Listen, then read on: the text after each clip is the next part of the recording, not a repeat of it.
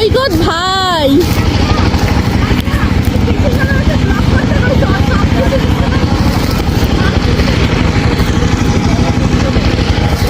আমাদের সৈকত ভাই তার মাছের জন্য চারা বানাচ্ছে।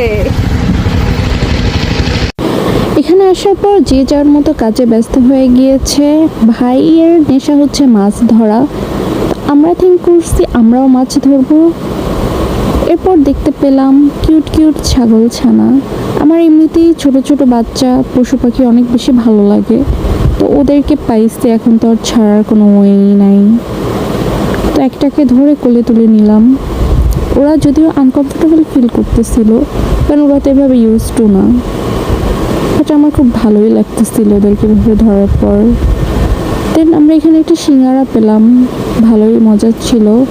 দেন এখন শুরু হয়েছে আমাদের মাছ ধরার পাগলামি।